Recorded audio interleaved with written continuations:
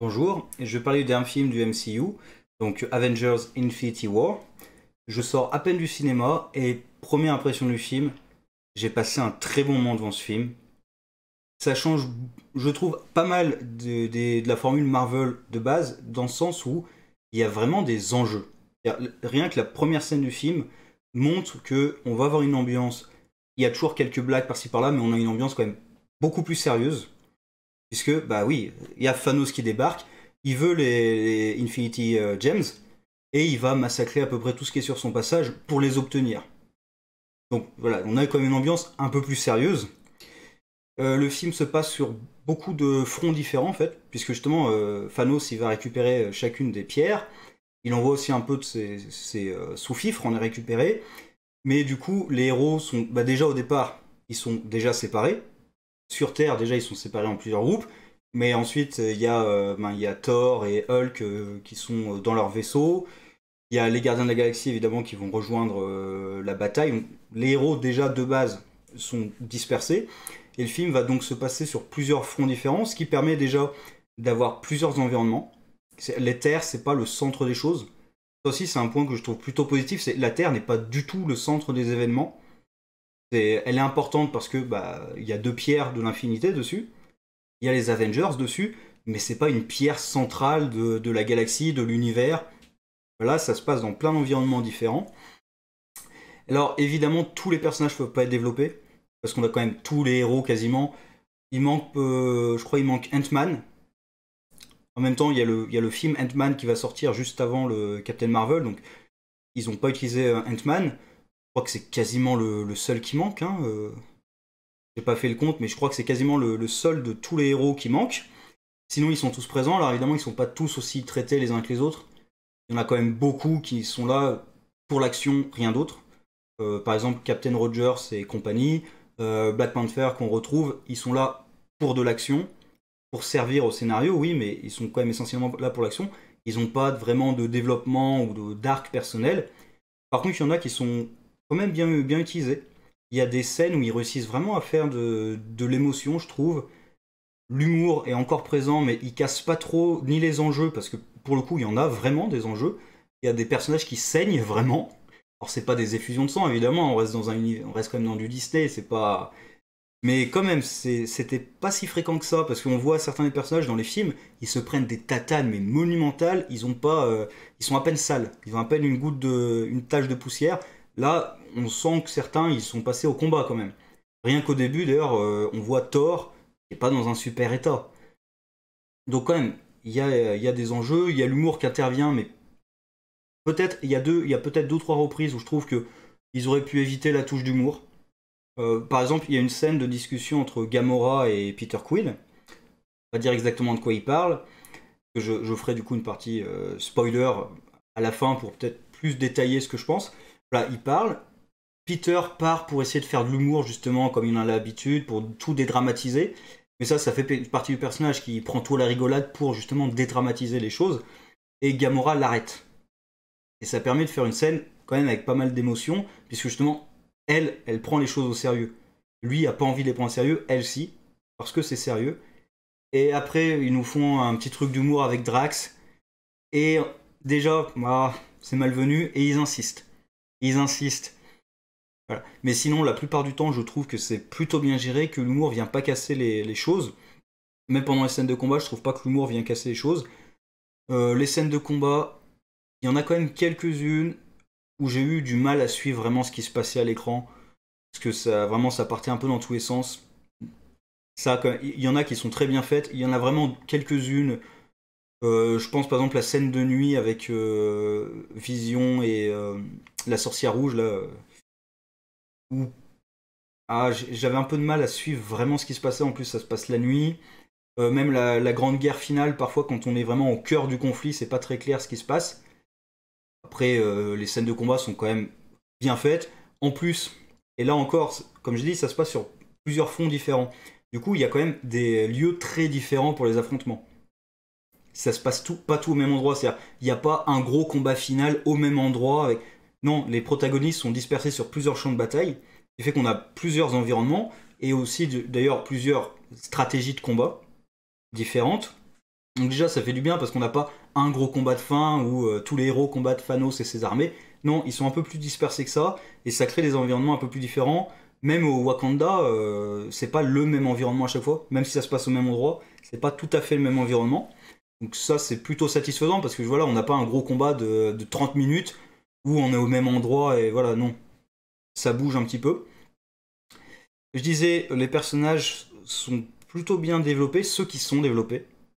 Comme je dis, il y en a plein, Captain Rogers, faut pas s'attendre à ce qu'il soit développé. Il est là pour jouer du bouclier, c'est tout. Franchement, il va pas être développé plus que ça. Même le Wakanda, ils sont plutôt là pour prêter leur armée, ils vont pas être développés plus que ça. Par contre, Gamora, forcément, parce qu'ils affrontent Thanos, donc c'est la fille de Thanos, forcément elle va développer. Un petit peu avec Peter, du coup. Il y a un groupe Iron Man, Doctor Strange. Il y a un peu Spidey avec, mais c'est plutôt le duo Iron Man, Doctor Strange qui est plus travaillé. Hulk, il sert pas trop, non. Banner, il sert pas trop, il est pas trop développé non plus. Thor, forcément Thor, après ce qu'il a vécu justement dans le Ragnarok. Et en plus, ce qui veille au tout début du film, lui est plutôt bien développé. Il est avec Rocket, ils ont un petit truc avec Rocket. Donc voilà, il y a quand même beaucoup de positifs dans ce film. C'est très bien fait, quoi. Pour le coup, j'attendais, il y a des enjeux, comme je dis, dès le début, scène de début. Je le dis, c'est vraiment la première scène, ça suit directement Ragnarok. On voyait le vaisseau de Thor avec tous les Asgardiens qui étaient poursuivis par un énorme vaisseau. On se disait que c'était Thanos. C'est bien Thanos. Et ça commence à ce moment-là, donc il a débarqué sur le vaisseau, il a quasiment tué tout le monde. C'est vraiment, voilà, c'est quasiment tout le monde est par terre. Et il veut récupérer donc le Tesseract qui a été volé par Loki avant que la destruction d'Asgard. Il veut le récupérer. Donc là, déjà, ça met le ton. Parce que il me semble qu'il y a oui, il y a des tentatives d'humour de Loki, mais qui cassent pas le truc parce que justement, Thanos face à lui, il rigole pas. Et là, ça met le ton du film. Et je trouve qu'il est plutôt bien respecté. Et avant d'entrer dans les spoilers, peut-être Thanos, la raison pour laquelle il fait tout ça est bien expliquée.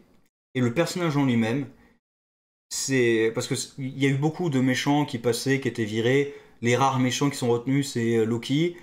Apparemment, le Killmonger dans Black Panther, il a fait très bonne impression. Honnêtement, moi, je n'ai pas trouvé exceptionnel, mais bon, il a fait une très bonne impression. Ah, le Thanos dans ce film, je trouve qu'il est très bien fait. Parce que pour le coup, c'est pas un... C'est pas juste je veux détruire le monde parce que je suis maléfique. C'est même dans sa pensée, c'est même détruire la moitié de l'univers. J'ai cru que ça allait être la galaxie, non, c'est carrément l'univers. Il veut détruire la moitié de l'univers, il vise haut quand même. Dans son esprit, au contraire, c'est un acte de bonté. Et je trouve que c'est plutôt bien travaillé dans tout le truc, même les passages avec sa fille aussi. Il y a 2 ou 3 flashbacks de lui avec sa fille. C'est très bien fait quand même. Thanos, il a une personnalité, on réussit à entrer. C'est pas juste le gros méchant qui arrive pour tout détruire, point. Un peu genre Steppenwolf dans Justice League. C'est pas ça. Il est un peu plus développé que ça, il a un vrai objectif derrière, même si il est complètement taré, hein, ça, il n'y a pas d'objectif, il n'y a pas d'objection, pardon. Il a un vrai objectif qui est travaillé. Il y a même des scènes où on est quasiment, on est en empathie avec lui. Vraiment, il y a quelques scènes, on est presque en empathie avec lui, parce que moi, je peux pas trop être en empathie avec un mec qui veut tuer la moitié de l'univers, mais vraiment, il y a des passages comme ça qui marchent plutôt bien. Donc, pourquoi bouder son plaisir, en fait? Et moi, franchement, j'avais des appréhensions sur l'Avengers, parce que j'en avais un peu marre de la formule, justement où il y a quasiment pas d'enjeu, les héros il peut quasiment rien leur arriver. Là non, là il peut leur arriver des trucs, il leur arrive des trucs, ils s'en prennent vraiment plein la gueule.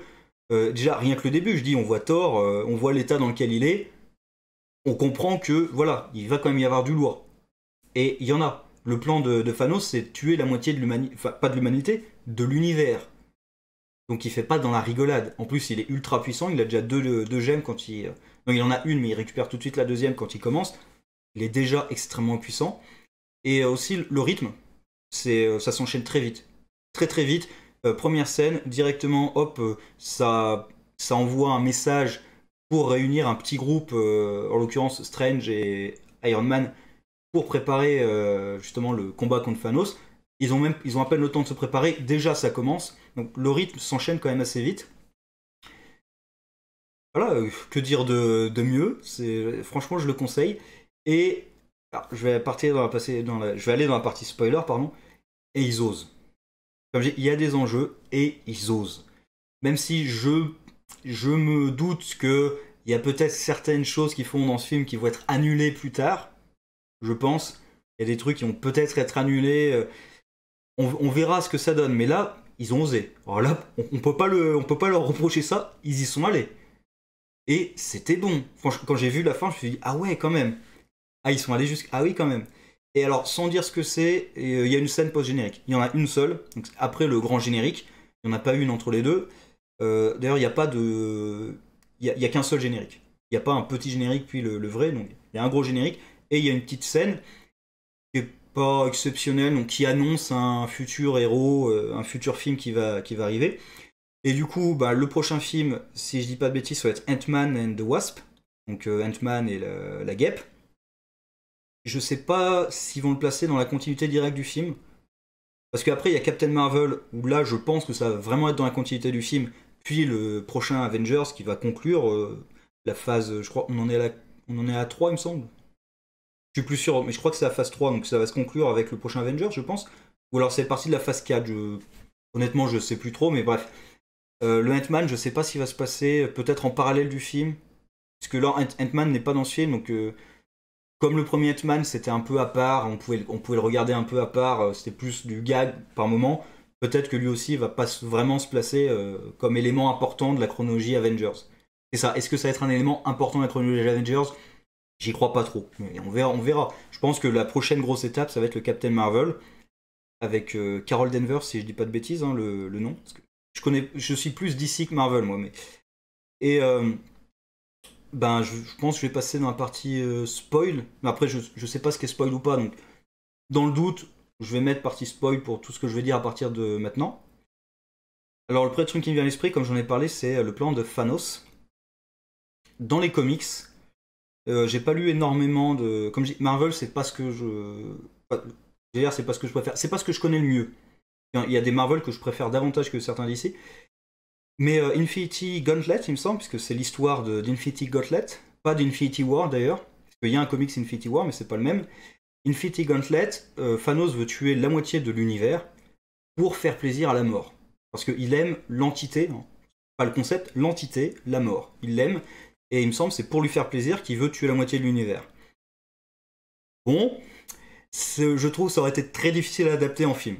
Là, la raison pour laquelle il veut tuer de la moitié de l'univers, elle est quand même beaucoup plus intéressante et surtout, il se croit lui-même, à cause de ça, il se croit vraiment être quelqu'un de bien, de bénévolent. Puisque il veut tuer la moitié de l'univers parce qu'il n'y a pas assez de ressources. Pour lui, il n'y a pas assez de ressources, il y a trop de vie, pas assez de ressources dans tout l'univers. Du coup, le seul moyen, c'est une épuration. D'ailleurs, il y a la scène où il explique son génocide. Pour lui, c'est un génocide éthique, d'ailleurs, puisque les gens sont choisis au hasard. Dans toutes les couches sociales, il n'y a pas de favorisés, tout le monde est pris, et au hasard, on tue la moitié de la population pour préserver les ressources. Bon, j'ai envie de dire, il pourrait, par exemple, stériliser la moitié de la population. Ça serait peut-être moins hardcore. Et même, j'ai envie de dire, dans tout l'univers, je pense qu'il y a assez de ressources. Sur une planète donnée, la surpopulation, ça peut poser problème. Dans tout l'univers, je me dis quand même, la surpopulation de l'univers, faut y aller quand même pour réussir à la surpeupler. Mais bref, c'est l'idée que les planètes ne survivent pas parce que leur population grandisse trop vite et qu'il n'y a pas assez de ressources pour les accueillir, pourquoi pas. Pareil, j'ai envie de dire qu'avec le Gauntlet, il peut quasiment contrôler toute chose, il pourrait créer des ressources s'il en avait envie, mais bon. Voilà, on comprend ce qu'il veut faire. Et on ressent quand même par moments, par exemple avec sa fille, il aime sa fille. Gamora, il y a même un passage qui nous dit très clairement, vu qu'il doit sacrifier ce qu'il aime, et il aime sa fille. Il y a même le moment où il pleure pour sa fille, ou avec Mantis qui est dans sa tête, et il pleure pour sa fille, vraiment. Donc c'est pas voilà, c'est pas le gros méchant caricatural qui veut détruire parce qu'il aime ça. Il est fou, mais il pense sincèrement qu'il aide l'univers tout entier. Même à la fin, justement, il est paisible sur l'horizon, c'est une plaine et tout. Donc il dit, voilà, comme il disait, une fois que j'aurai fini, je pourrai me reposer, en sachant que j'ai apporté un grand bénéfice à l'univers, et les gens me regarderont avec, justement, avec bienveillance. Donc voilà, j'aime vraiment bien la façon dont ils l'ont traité, franchement. Ensuite, bah, Gamora, puisqu'il traite un peu Gamora.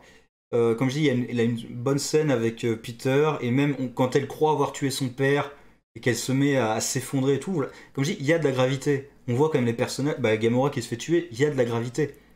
Oui, parce que Thanos tue Gamora, une âme pour une âme, comme ils disent. Ah d'ailleurs, on voit Red Skull. On apprend ce qui est arrivé à Red Skull. Je m'y attendais pas du tout. Alors, est-ce qu'ils vont s'en servir pour le réintégrer ensuite dans l'univers? Est-ce que voilà, ils se sont dit, on va peut-être enfin dire ce qui lui est arrivé quand même, au bout d'un moment, mais est-ce qu'ils vont continuer à s'en servir plus tard? Aucune idée, on verra bien. Donc Thanos. Après, par contre, c'est sous-fifre. Voilà, c'est lambda. Pour la plupart, ils sont vraiment lambda. Il y en a deux qui sont un peu travaillés. C'est le sorcier, je sais pas comment l'appeler autrement, mais voilà, c'est juste, il croit à fond en son maître. Sinon, il n'a pas trop de personnalité autre que ça.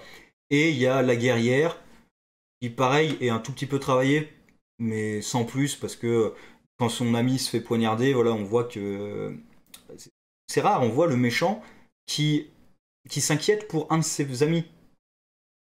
C'est un truc qu'on voit pas forcément souvent, justement, le méchant qui est inquiet pour un de ses compagnons.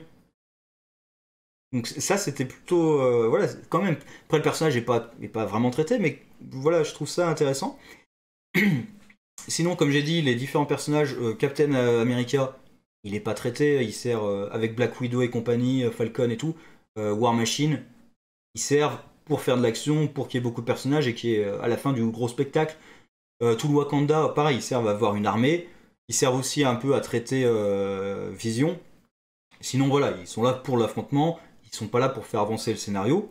En même temps, avec tous les personnages qu'il y a, forcément, je préfère qu'on s'intéresse sur certains qui sont importants pour l'histoire et qu'on laisse de côté les autres, mais que ceux sur lesquels on se penche, on les fasse bien. Et là, je trouve qu'ils les ont bien fait. Donc Thor, bah, Thor voit la mort de Loki. Oui, là, il est vraiment mort, apparemment. Là, comme je dis, première scène, on voit la gravité, parce que quand même, Thanos étrangle Loki. On voit le visage quand même de Loki qui change. Euh, Thor crache un peu de sang. Donc on sent quand même déjà quand il combat Hulk, il tatane Hulk comme pas possible parce que Hulk, oui d'accord, il est super puissant. Thanos aussi est super puissant, sauf que bah, lui il sait se battre. Hulk c'est la force brute, lui il sait quand même un peu mieux se battre. Même si je pense que Hulk s'est entraîné en tant que gladiateur, donc il a peut-être un peu plus d'expérience. Heimdall se fait transpercer devant les yeux de Thor. Donc, là on comprend, voilà, c'est ah oui, ça va être un ton un petit peu différent, ça va pas être aussi festif que d'habitude quand même.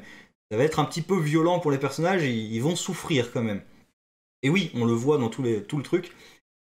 Donc Thor va chercher un nouveau marteau, accompagné de Rocket, qui d'ailleurs est en empathie avec Thor, vu que toute la race de Thor a été exterminée. Donc Rocket aussi est tout seul, et seul au monde, donc ça crée une certaine liaison, même si c'est pas dit explicitement comme ça, c'est comme ça que je le ressens.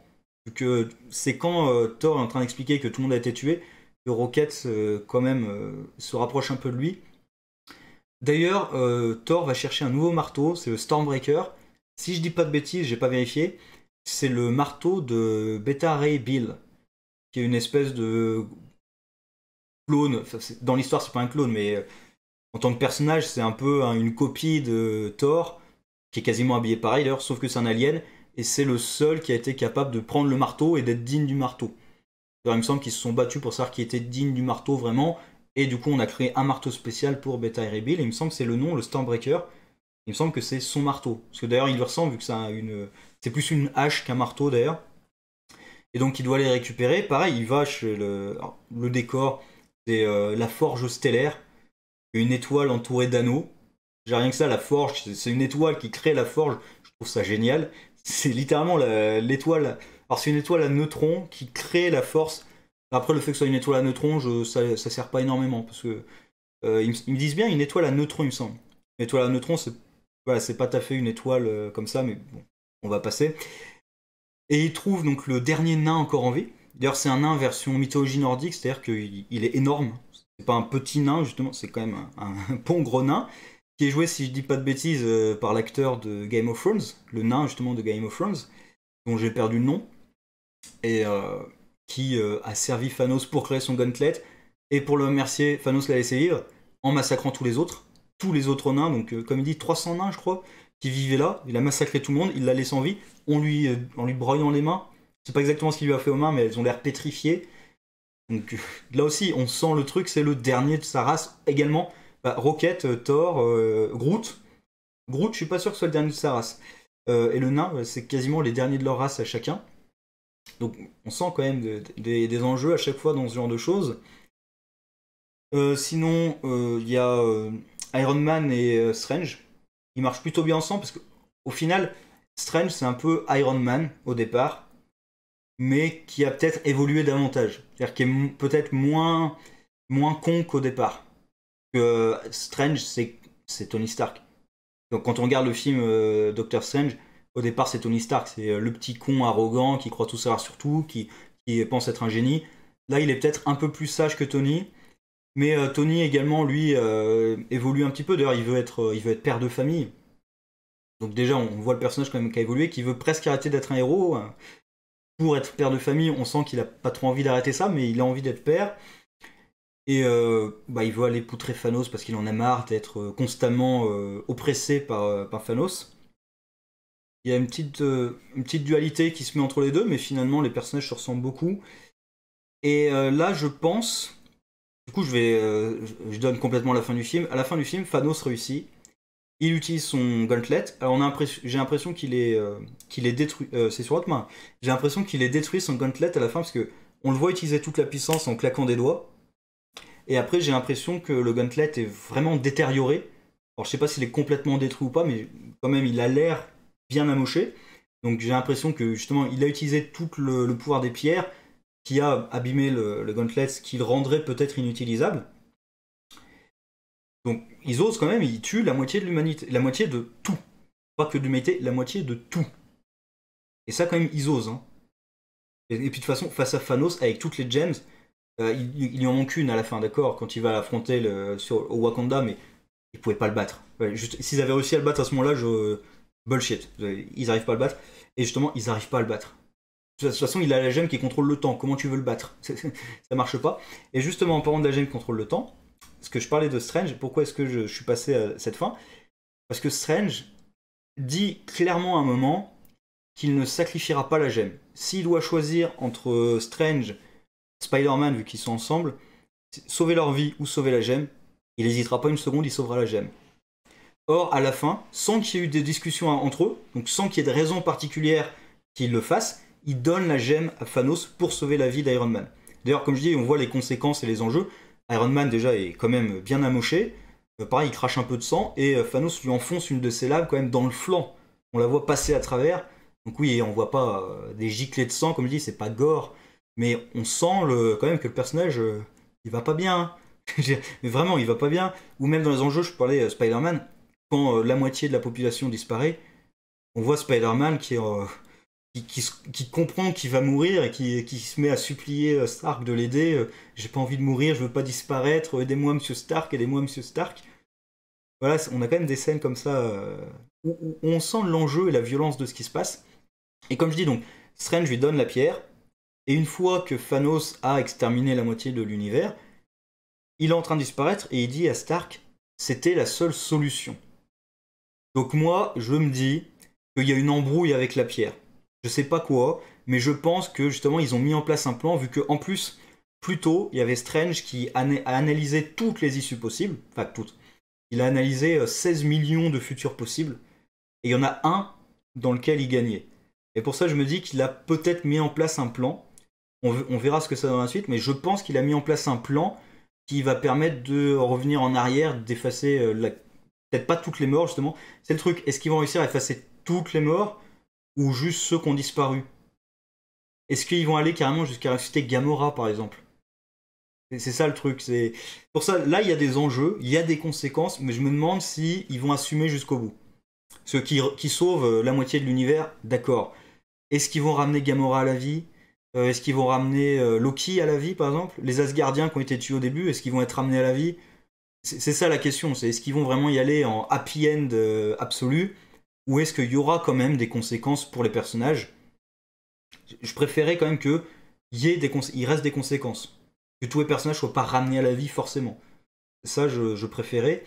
Mais par exemple, Vision, qui s'est fait quand même bien massacrer, est-ce qu'il va être ramené à la vie ou pas? Question. Du coup, Vision. Bah, Vision et Wanda, j'allais dire Wakanda, Wanda. Vision et Wanda, bon, ils vivent leur petite histoire d'amour.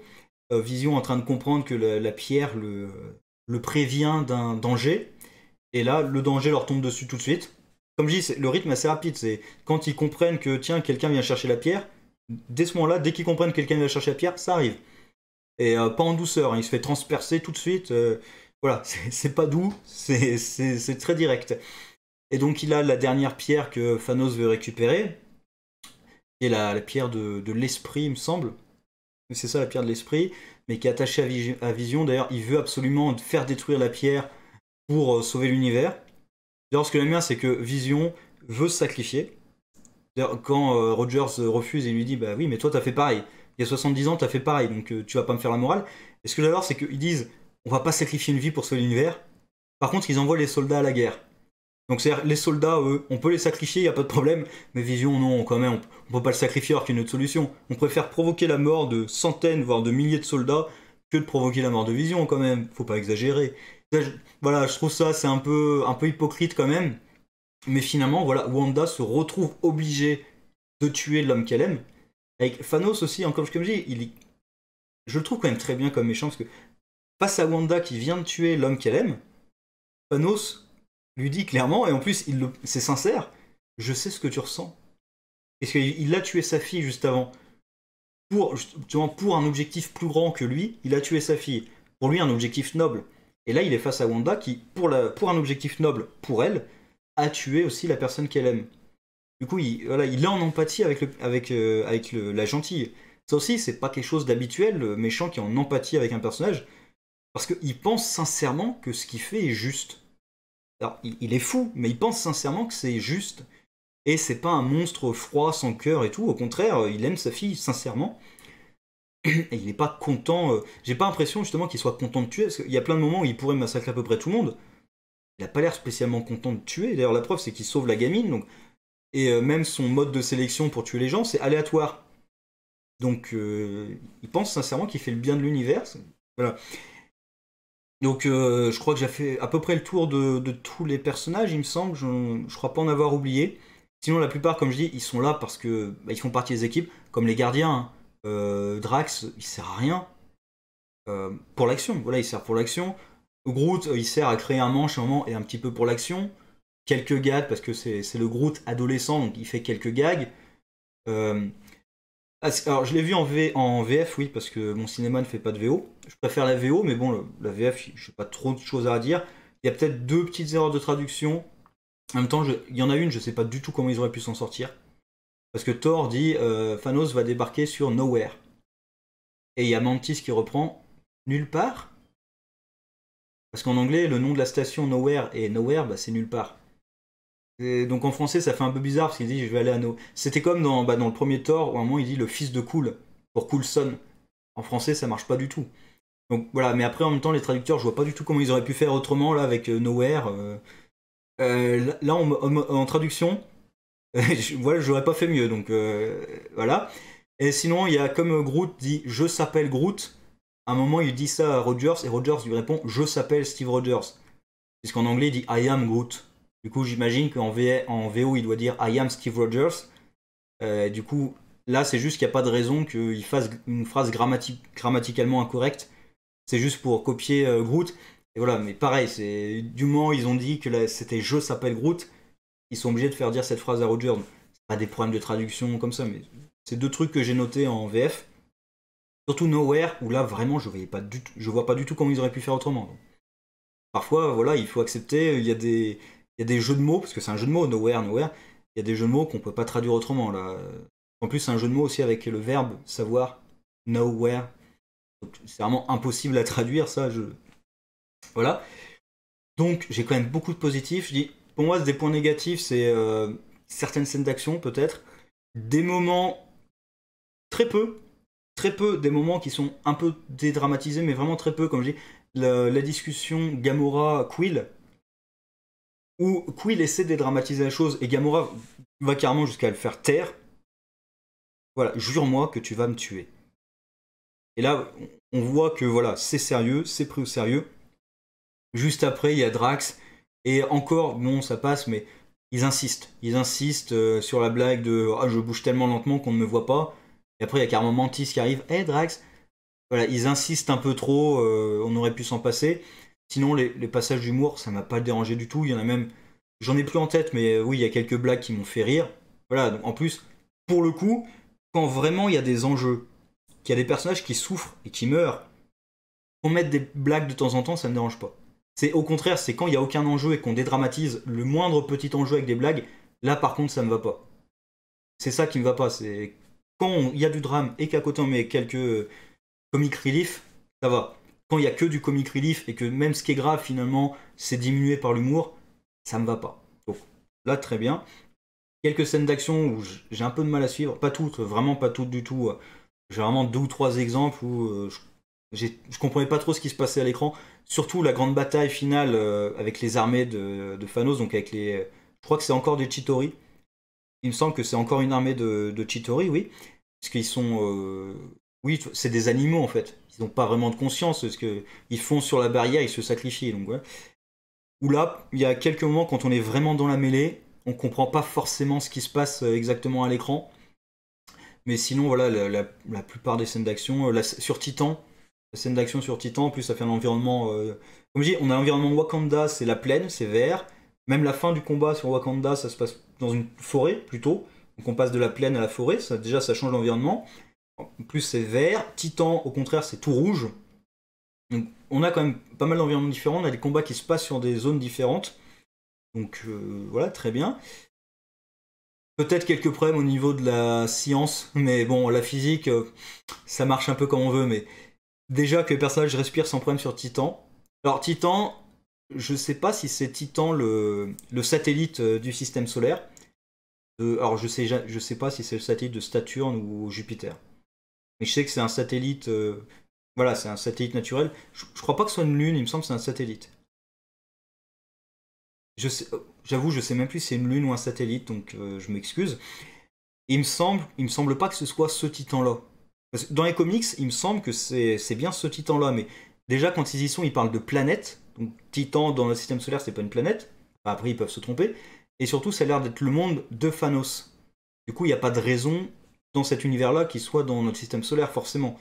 Donc moi, je supposais que c'était une autre planète, parce que sinon, il respire pas dessus. Hein. Dans ma tête, j'ai supposé que c'était une autre planète qui avait le même nom que Titan, parce que sinon, il y a aucune chance qu'il respire dessus, hein, vraiment. Hein. Donc, voilà. Pour un souci de logique, on va dire que c'est une autre planète et qu'ils réussissent à respirer dessus, il n'y a pas de problème. Mais Thor, qui réussit à respirer dans l'espace, c'est un dieu, il survit dans l'espace, d'accord. Il réussit à parler dans l'espace, ça a du mal à passer quand même. J'accepte, hein, je suis les choses, mais quand tu parles dans l'espace, moi ça me fait un peu du mal quand même. Parce que je crois c'était dans le quatrième film Superman où il me semble il parle dans l'espace aussi, oui. Je sais plus si c'est dans le quatrième, mais voilà, ça doit être le quatrième parce que c'est une catastrophe. Il me semble qu'il parle dans l'espace. Je crois que le 3 est bien pire que le 4, mais bon, on va oublier le 3 Superman 3 et 4. Donc ce Avengers, voilà, j'ai quand même, je crois pas avoir dit beaucoup de négatifs. Il me semble que j'ai quasiment que du positif à dire, donc ça fait plaisir. Ça faisait un moment que j'avais pas aimé un film Marvel à ce point. Parce que je sais, alors j'avais pas fait de vidéo pour Black Panther.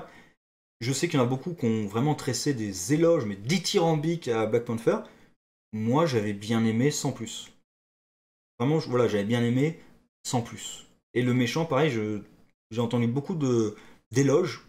Pas trouvé qu'il était si bien que ça, le méchant. Alors que là, Thanos, je le trouve vraiment.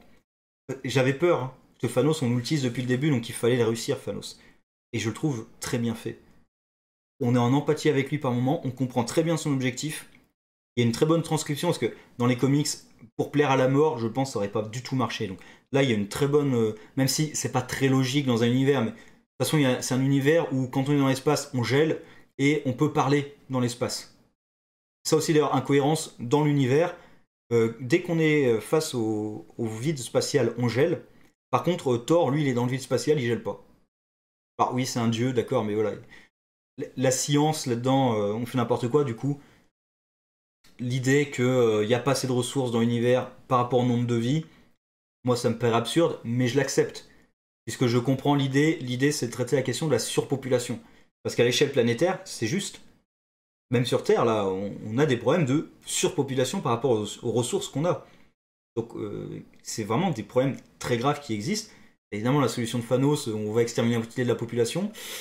Bof bof. Surtout que à un moment ou à un autre, il faudra qu'il recommence.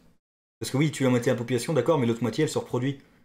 Et j'ai envie de dire, justement, après des catastrophes, il y a des chances que les gens se reproduisent encore davantage. Ça, c'est un truc, quand il y a vraiment des grosses catastrophes, ça pousse les gens à se reproduire. C'est pour utiliser des termes, mais pour les gens, se reproduire, bon, c'est plus pour les animaux qu'on va utiliser ce terme, mais voilà, ça pousse les gens à procréer quand même, les grandes catastrophes. Et je vais conclure sur un point, parce que là je crois que j'ai quand même bien parlé, mais voilà, j'ai passé un très bon moment devant ce film, honnêtement. J'ai pas vu les 2h20 passer. Euh, Surtout que j'avais besoin d'aller aux toilettes, mais non, j'ai pas vu les 2h20 passer. Dernier point, je vais conclure. Faudra voir pour les séries Marvel. Déjà, Marvel's Agents of Shield, que je suis, qu'est-ce que ça va donner? Il faut bien qu'ils assument ce qui s'est passé. Ou dans peut-être les séries Netflix, comment est-ce qu'ils vont faire? Est-ce qu'ils vont ou Cloak and Dagger, parce que ça va se passer dans le même univers, il me semble. Est-ce qu'ils vont décider que ça se passe chronologiquement avant ou voilà ou après, mais décider, je pense avant parce qu'après il faudrait peut-être en parler d'un événement aussi important quand même.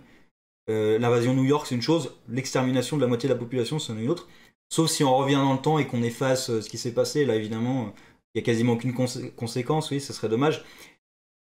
Ça c'est un truc, j'ai peur, parce que comme c'est la gemme du temps qui a été donnée par Strange, et que je pense qu'il a un plan derrière tout ça, je me dis qu'il y a des... non, elle est sur oui, elle est sur le pouce, la gemme du temps. Il y a des chances que ce soit un truc genre, on revient dans le temps, juste peut-être même au moment où Strange lui a donné. Ce qui ferait que même Vision est encore en vie. Si c'est ça, je suis pas sûr que j'apprécierais. Que ce soit vraiment un retour dans le temps comme jusqu'à ce point-là. On verra quelles conséquences il y aura réellement de tout ce qui s'est passé. Là, dans le film, je trouve que c'est très bien géré. On verra sur la globalité, on va pas faire de procès avant de voir. Du coup, comment est-ce qu'ils vont traiter ça dans la série Marvel? Je pense que les séries Netflix, par exemple, ça va se passer avant. Donc, on va pas le dire, mais chronologiquement, on va considérer que ça se passe avant ou dans un à part, quoi. Ça sera pas touché, je pense, par cette catastrophe. Agents of Shield, par contre, je vois difficilement comment ils peuvent ne pas traiter de cette question. Je vois difficilement comment ils vont faire pour ne pas le traiter, justement. Et enfin, donc la scène post-générique nous annonce l'arrivée de Captain Marvel, vu que Nick Fury appelle quelqu'un au dernier moment, et on voit le symbole du Captain Marvel, donc Carol Danvers. Et comme le prochain film c'est Ant-Man, je me dis que dans Ant-Man il va quasiment rien se passer. Ça sera peut-être comme le premier Ant-Man, ça sera une comédie, je pense, quelque chose comme ça. Que ça aura pas d'impact sur les gros événements.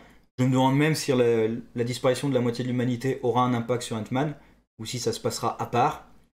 Et ensuite, on va vraiment reprendre l'histoire avec Captain Marvel, et derrière le Avengers 4. Donc Marvel va forcément être lié à ça.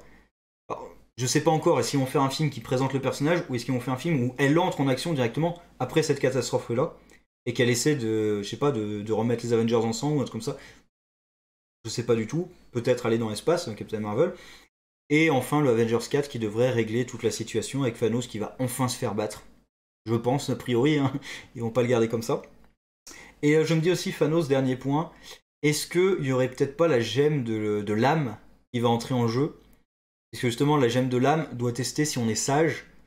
Et il y a un peu le côté, est-ce que ça en vaut le coup? Est-ce que ce que tu sacrifies en vaut la peine par rapport à ce que tu gagnes? C'est un peu le principe de la gemme de l'âme, puisque c'est une âme pour une âme. Une âme de quelqu'un que tu aimes pour récupérer l'âme. Donc est-ce que ça en vaut le coup? En plus, à la toute fin, quand il a accompli sa mission, qu'il a claqué les doigts, il voit sa fille en gamine, qui lui demande voilà, qu'est-ce que tu as perdu pour accomplir ton objectif? Qu'est-ce que tu as sacrifié? Donc il y a peut-être de ça qui va jouer, parce que la gemme de l'âme, je sais toujours pas à quoi elle sert. Autant toutes les autres... Ah, l'esprit et l'âme. L'esprit et l'âme, je sais pas à quoi elle sert. Il y a le pouvoir, je sais pas exactement ce que ça veut dire le pouvoir, mais on voit qu'il crée des trucs d'énergie, donc voilà le pouvoir. L'espace, il y a le temps, donc les autres, qu'est-ce qu'elles font exactement, on verra. Surtout l'âme. L'âme, je crois pas qu'il l'ait dit clairement ce qu'elle fait. Donc est-ce qu'elle va jouer un rôle peut-être dans l'échec de Thanos ultime? et quelles seront les conséquences de cet échec. Donc j'attends de voir. Là pour le coup, je suis vraiment impatient de voir la suite. Bah, déjà parce que cliffhanger, donc forcément ça donne envie. Mais voilà, là ils m'ont vraiment vendu sur ce film. J'étais un petit peu inquiet, là ils m'ont vraiment vendu, donc voilà, je le conseille à peu près à tout le monde.